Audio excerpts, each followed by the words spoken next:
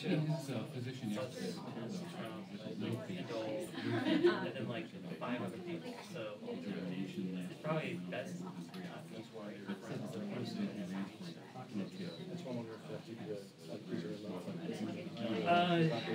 It was not noted. It was hanging. But like on like shelves, you know, someone's hand or something.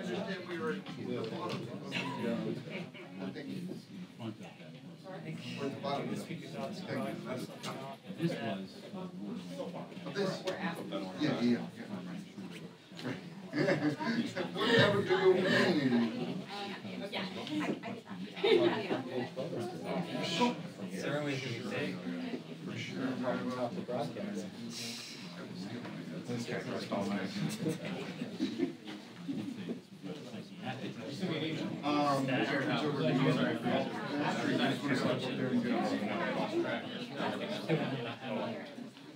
No, I didn't. She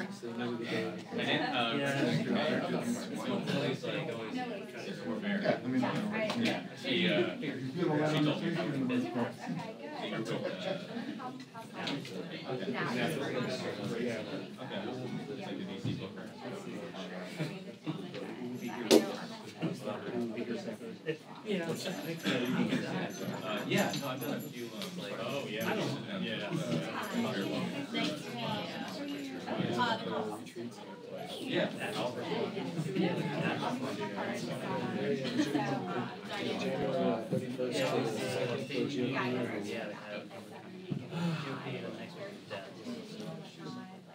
My favorite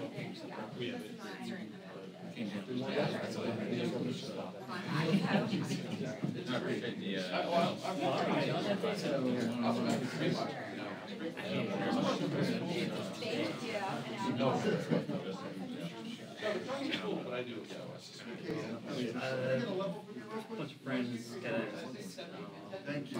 everybody.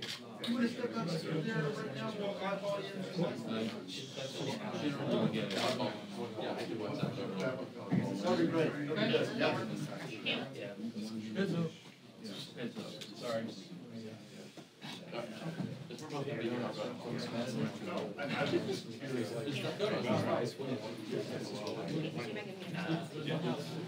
It was good. It was nice. Yeah, I mean, it's not gonna be wrong. Yeah, I do. I'm not sure you haven't done down. Usually now, like I'm It's not bad anymore. Jessica found me the other day in the, Testing 1 2 3. Testing 1 2 3. Anybody else need a mic check while I'm up here? Paige, are you good? Andy.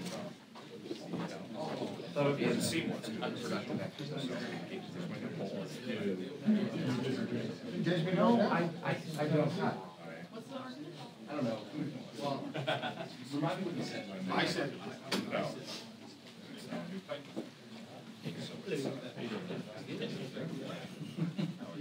Oh, I do. Yeah,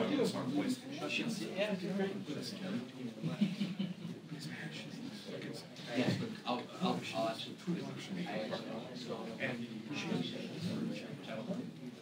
It's just, You're right.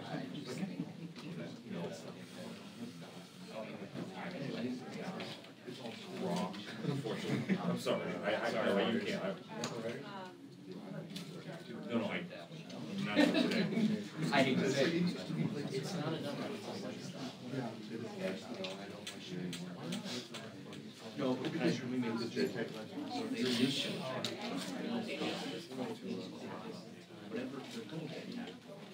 Well, thanks for the recommendations. Oh, okay. I said exactly what I said. Follow me on Twitter because you can't. I can follow you on Twitter. I definitely follow you on Twitter. I just follow too many people.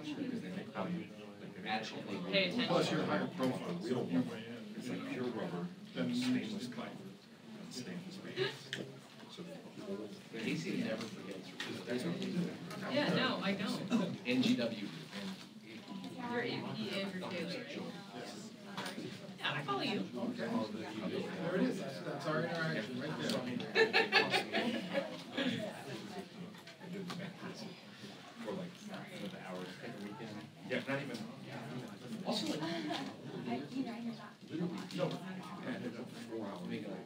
Because the more time go by, my next thing is that I go to the supply store, buy the stuff, which is fine. Not in a jet. What I read is what I wanted to, after you stamp coat it, after you do it, and you're gonna absolutely. That's my point.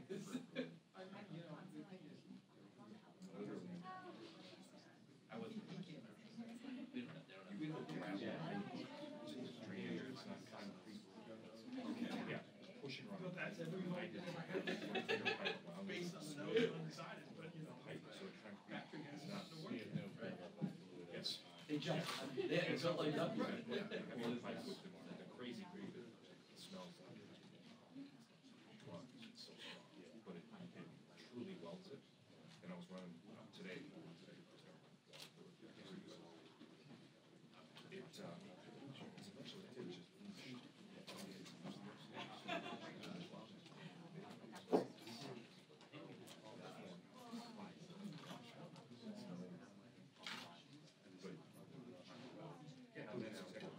Literally, it's the height. It's the original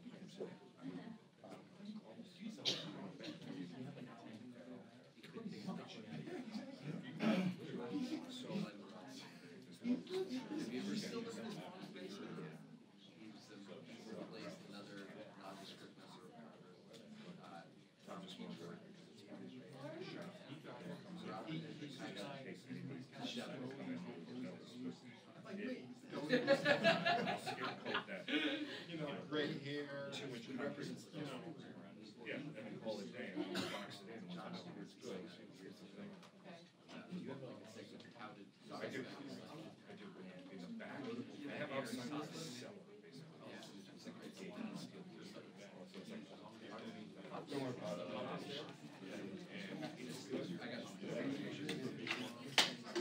See what's right there. Just pulled out.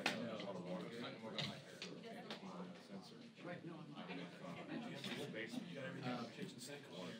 Those are stunning as issue. It all slopes down to the channel. I have one. It stays there.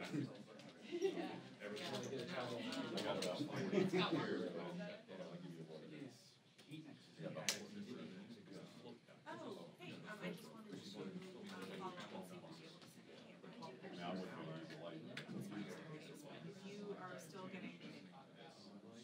Yeah.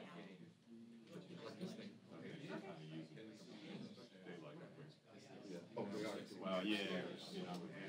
He may, yeah, he's at a conference right now, but that's fine, I just wanted to make sure you know that we still through the cracks, because I know you asked me a lot this morning. Yeah, I got to put some Great, thank you so much. And then over by, the kitchen bed going, add the washer dryer. Literally, so what I did is, I put the original stainless steel, and I put the cheaper Home Depot, just to protect the whole house. And then I torqued these to what I said. One, that's okay. Can you talk to your microphone? So the original one, I went there and I go all the way down to it would have been the worst thing to build the size of why I would pull it. Yeah, I would have had to dig a hole, and I would have had to build the size. Which, yeah, exactly.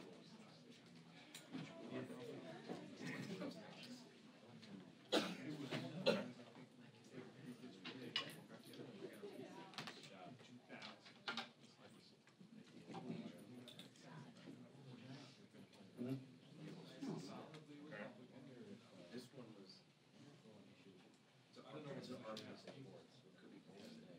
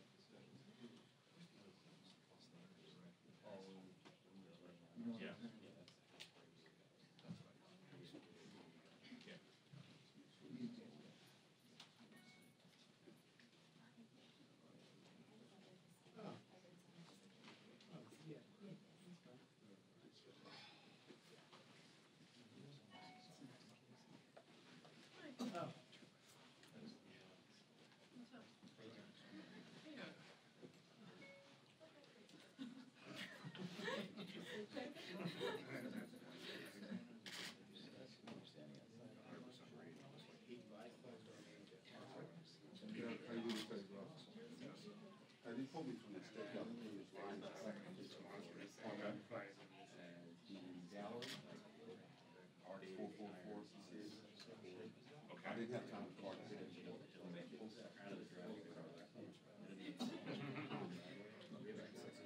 Okay, you got it. Okay.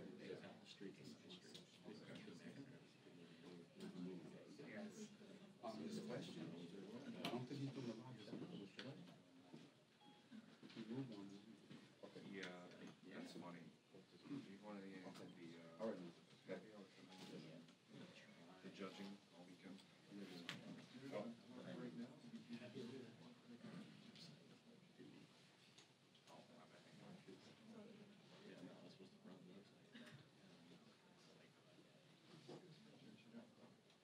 Yeah, I'm helping Alan with the student. So I guess he's in town. Oh,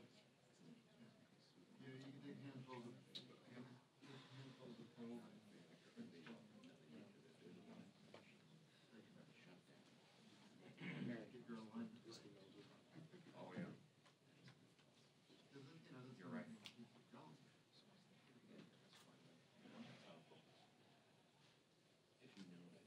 TV, yeah, it's distracting. Which is fine, I just always assumed it would. Yeah, because, I mean, unless you're shooting up 11, wouldn't you know?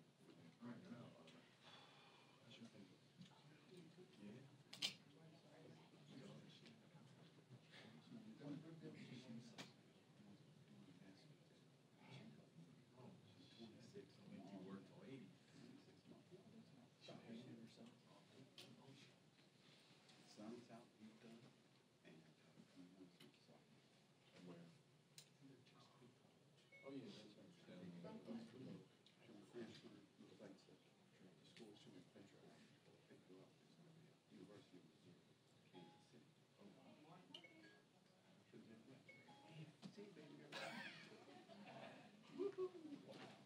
Yeah, he's done. He's done. He can't. Go around. Just can't run our competitor. Right? 26 and 23. That's awesome. You're pretty quick, man.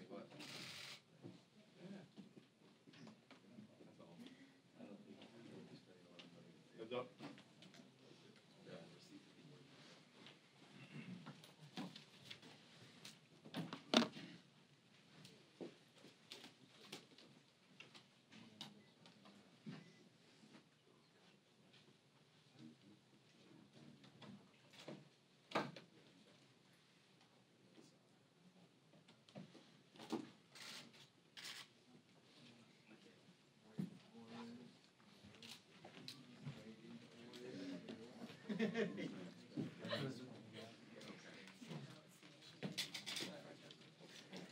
Oh, no. Yeah, I'm out of the way. No problem. Is this out of the way? You're fine. You can elbow up. Yeah, brother. Oh, you did, okay. You heard it though. Under the bridge. I'll shoot it wider.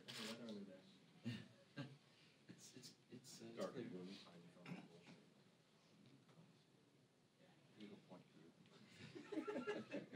That'd be the greatest. No, I have to be wearing a piece of clothing defense. Exactly.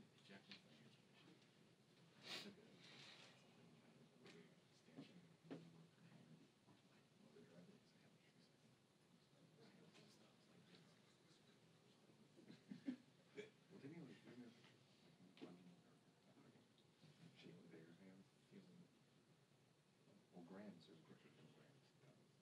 either have to work out with them or be wearing a hat that he wears. Or wear kids' small shirts, let's be honest.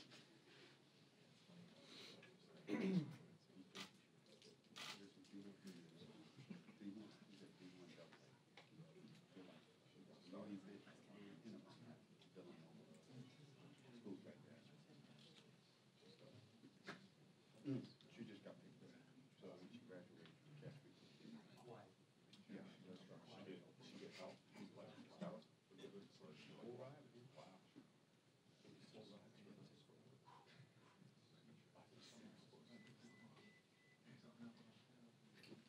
Negative. I can have her do it.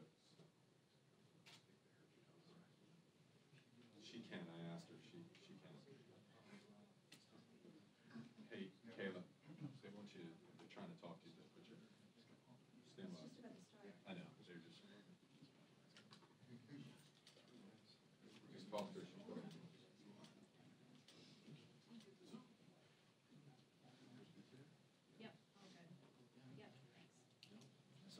Heather's, I'm assuming they're taking this live. No worries, they're taking this live. No, no worries, they're taking this live, right?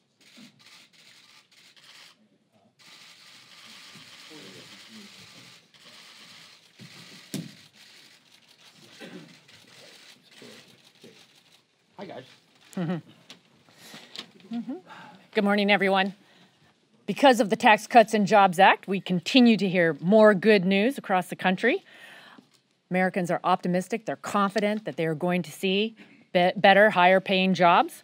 Families across the country are seeing their energy bills come down as utility companies are cutting rates. And in February, an estimated 90% of Americans will see their take-home pay increase. As I travel around Eastern Washington and I hear about families, especially those that are living paycheck to paycheck, this is making a big difference. It's also making a big deal in Minnesota's 2nd District, where Congressman Jason Lewis is from. He just toured a Home Depot and was talking to some of the employees at Home Depot about the impact of the tax reform on them, and they were excited about increased paychecks. They were excited about being able to pay and save for their mortgages, college tuition. It is really making an impact for them in their pocketbooks. So despite the out-of-touch rhetoric that we're hearing from the defenders of the status quo, this isn't Armageddon. It isn't crumbs, and it isn't pathetic. It's real relief for hardworking men and women that this country has been seeking. The Tax Cuts and the Jobs Act was really an opportunity for the Democrats to join us in delivering bigger paychecks to the American people. And as they struggled to explain why they didn't support this overhaul, long overdue overhaul of a broken tax code, our focus continues to be on a better future for all Americans and families. This week, we'll also consider the Born Alive Abortion Survivors Protection Act. This is about kids, babies that are born alive, is historically received bipartisan support. And I'm excited to help welcome families that have traveled from Eastern Washington for the 45th Annual March for Life. We're also continuing discussions on government funding, a 6-year reauthorization of CHIP, and ensuring our men and women serving on the front lines at this very moment have the resources that they need as the terror threats continue. These are really our most basic and fundamental responsibilities that we have serving in the House. And I call upon the Democrats to stop the obstruction, stop the games, and join us in getting it done. And with that, I'll turn it over to Congressman Lewis. Thank you, Kathy, and welcome. I am Congressman Jason Lewis, Minnesota 2, and it is wonderful to be here to talk about the single most important thing happening right now in America. But enough about the Minnesota Vikings and the playoff game on Sunday. Let's talk a little bit about tax reform. You know, we had history on our side in tax reform. If you look at the 20s and the 60s and the 80s, every time we get this rising tide when labor and capital come together and increase productivity in the private sector. Yesterday, I was at the Home Depot in Minnesota 2, and I was talking to the manager, and he was talking about how wonderful it's going to be for Home Depot. But you know the people that were really excited? The associates of Home Depot, because they engage in profit sharing. They're stockholders. Their 401ks are going up. You know, in the tax bill, we also even the balance between equity financing and debt financing. They're going to get more share of ownership in this opportunity society. That's what we've done with this tax bill, and that's why the folks at Home Depot were excited. That's why DTN, another company in Minnesota too, has they published something called the Progressive Farmer. I'm trying to get them to change it to the Conservative Farmer, but that's a long haul. But nevertheless, the Progressive Farmer publisher just gave a $1,000 bonus to 700 employees right there in Minnesota too. We have seen $1 billion, I should say, in bonuses to 1 million people. All of which we were told before we passed the Tax Cut and Jobs Act, that couldn't happen. It wasn't good. We went back to the Jimmy Carter malaise days. We've reached the pinnacle of growth. And now we're not growing at 1.5%. We're not growing at 1.6%. We're going at 3.3%, and we're going to 4%. That's what this is about, getting median wages back up to where they should be. A $1,000 bonus is not a crumb. And in Minnesota, too, the average family will get a tax relief cut of $3,800. What is that, 3.5 crumbs? I don't think so. That's a vacation. That's retirement. That's a college education. You know what the minority leader said was just plain offensive. This is working. And you know, later this week, we're going to continue the job. We're not going to shut the government down. We're going to keep it open. We're going to reauthorize CHIPS, and we're going to repeal a medical device tax that is hurting Minnesota big time. And then we're going to send it over to the Senate, and the Senate is going to have to decide, the Senate Democrats, whether they want to shut the government down. I don't think they will. They certainly shouldn't. So with that, I want to thank this team behind me for remaining firm on this. To come in here as a freshman on the Budget Committee and help get this resolution out and help pass the greatest tax reform in 3 decades, that's a good first term. And I'm proud to be here and I'm proud to do it. Thank you. Thank you, Jason, and good luck with the Vikings. That was an unbelievable game, was it not? Every day we come, turn on the news, and what do we find? More employees are getting bonuses. Said more than 2 million. But there's one part, as you see these more than $1 billion put out, there's something more that is happening. The times that we find, just as Baltimore Gas and Electric, lowering their rates, passing on the tax benefits to all their customers. Then what did we just find last week? Not only were bonuses going out, but raises. So people were getting more. The minimum wage was being raised in so many companies. But maternity leave now is longer for thousands of Americans. That's much different than a crumb or Armageddon. That is the beginning of America's comeback. I know we have challenges before us this week. Fund the military. It is at a deadline. The Children's Health Insurance Program, CHIP. 2 times we have voted to move that off this floor. But both items, the Democrats have not only said no, they whipped their members to hold them back. We have states that are being challenged for their children's health. This is not a time to play politics. I know a lot of things have been said in the process. I am committed to solving our problem when it comes to DACA, border security, and chain migration. Throughout this weekend, I talked to all the players. I talked to Cornyn. I talked to Durbin. I even talked to Schumer, and I talked to Steny Hoyer. Our staffs have been continuing to meet. Today, the principals will get together. We want to be able to solve this problem. But the deadline this week is about the military and about the children. I hope when we go to the floor to have the vote, to continue to have government funded, that I don't look across and see what I saw the times before. That I watch the leadership on the Democratic side, the same person who believed these were crumbs to the American public, actually holding her members back. Even those who want to vote for it, but would not release them to vote for it until Republicans had passed it. I would like to see us to work together to solve America's problems. I too want to wish Jason good luck. If they're successful, I'm going to have to find some new jokes about the Vikings. Can I do it this one? Okay, I won't. Yeah, all right. In respect. Look, after hearing the good news in recent weeks, there's one thing that is undeniable, and that is that tax reform is boosting America's economic confidence. Company after company has been announcing that we are having increased bonuses, increased wages, renewed investment in America, all because of tax reform. I was at my son's basketball game on Sunday, and a UAW worker from the Chrysler plant in Belvedere came up to me and said, "This is going to get me $4,000 in my paycheck." I thought this was only for the rich. I guess that's me now. I mean, this is working. It's just the beginning. At the heart of this law is really a lower tax burden for American families who are going to start seeing this relief very, very soon. Last week, the Treasury Department announced that it has adjusted the amount the IRS takes out of people's paychecks to account for this new law. It's estimated that 90% of wage earners in America will experience an increase in their take-home pay starting as soon as February. Let me just say that one more time. 90% of Americans' workers will see increased take-home pay as a result of the tax law starting in February. This is incredible. The typical family of four earning the median income of $73,000 will see a tax cut of $2,059. That's more money to pay down the mortgage, save for a rainy day fund, or take your kids, your family on vacation. This is real relief to real Americans, especially more than half of whom claim and say that and show that they're living paycheck to paycheck. Another huge benefit for American families, it's lower energy costs. Look, where I come from and where Jason comes from, it's pretty cold right now.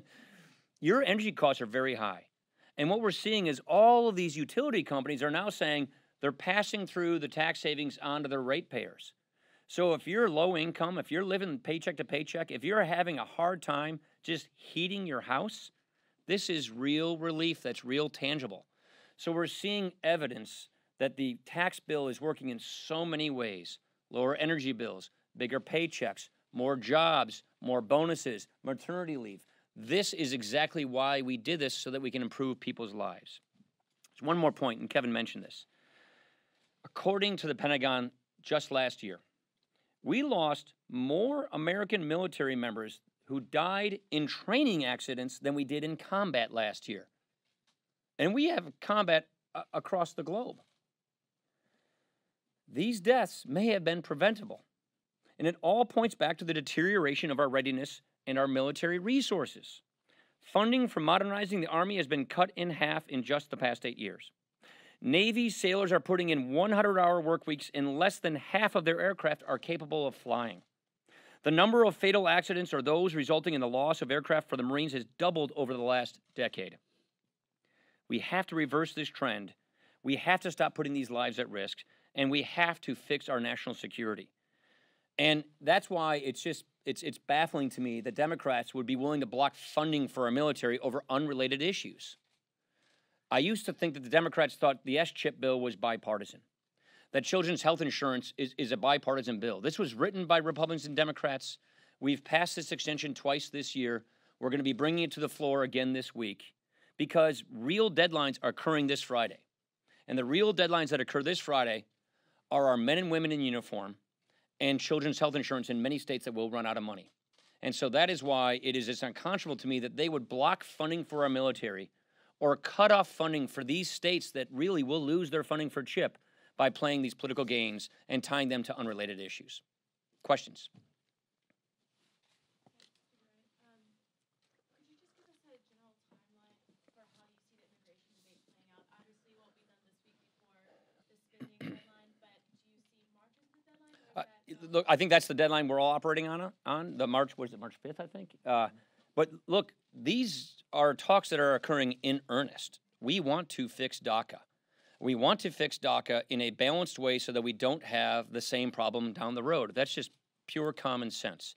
That means a DACA solution that involves the security measures that make sure that we don't have another DACA problem down the road. That's purely common sense. The majority of Americans see it that way. And so it's perfectly reasonable that we address this in a more comprehensive way. Now, what Kevin just described to you is the fact that our leaders are meeting to discuss these things. Good faith negotiations are underway, and to push that aside and try and jeopardize funding for things like S-chip in our military, to me, makes no sense. Robert Perry, you never, ever ask a question at these things. Do you not have one? I always look for you. All right. Manu. Yesterday, Steve Bannon angered both Republicans and Democrats alike on the House Intelligence Committee after the White House invoked executive privilege, said Is it appropriate in your view for the White House to invoke executive Oh, privilege and deny? I'm not familiar with exactly what happened yesterday. I've been a little busy with some other tasks, but there has always been a tension on executive privilege between the legislative branch and the executive branch. This goes back to every administration. Obama exercised executive privilege. Bush did. Clinton did. That is a typical tension that you're going to have between the two branches of government. I don't know the specs on that. I don't know the specs. I don't know the specifics on it. I really just don't. Casey. Do you have enough Republican votes to keep the government open this week? And can you look at a dreamer in the eye and promise them that you will put a standalone bill to help them, regardless of what else is included, on the floor of the House? Look, we've been very clear. We want to see a DACA solution, but a DACA solution has got to be a balanced solution. A DACA solution has to be a solution that also not just treats the symptom, which DACA is, but the root cause of the problem in the first place.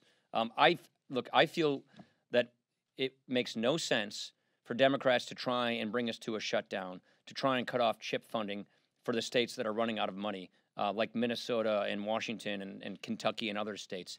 So I think cool heads hopefully will prevail on this thing. Andy, we haven't even whipped it yet. Andy. Do you agree with Scott Walker that last night's results in this special election in Wisconsin were a wake-up call for Republicans? And is it evidence that a potential wave election is coming in November? Well, I know Sheila Harsdorf very, very well. I know this district fairly well. It's not my district. It's over in western Wisconsin. But typically we've held this seat, and we lost this seat last night. So, yeah, I think we should pay attention to it. Last question. Yeah. Last month, leadership said that you just needed a few more weeks to negotiate a CAPS deal and a DACA deal. Are you confident that all you need this time? Yeah, I think the CAPS deal is very, very close, and I think the Democrats are holding out on the CAPS deal because, excuse me, of these DACA negotiations. But I think the fact that we're in earnest in negotiating in good faith with our four leaders on DACA speaks to the fact that we want to see a solution, that we want to get this thing fixed. I mean, it's got to be a balanced bill. It's got to be, we will not bring a DACA bill that the president doesn't support. What point would it be to bring a bill through here that we won't have signed into law by the president? So this has to be balanced. This isn't a one-way street. This has got to be balanced. It's got to be bipartisan, and the president has to support this for this to occur. And the president is being completely rational in that you want to fix DACA, but you also want to address the root cause problems so that we don't have a DACA problem in the future. I also think that the CAPS deal is in our interest. I think that it should be done and can be done. But for people to hold up funding for our military over these unrelated issues and for deadlines that don't even exist this Friday, that makes no sense to me. The federal government has many responsibilities, but its first, foremost, primary responsibility is to provide for the common defense. And when you see a situation where more men and women in our military are dying in training accidents than they are in combat, it's a serious situation. And to block funding for our military with a Friday deadline over unrelated issues just makes no sense to me. It's wrong. I'll leave it at that.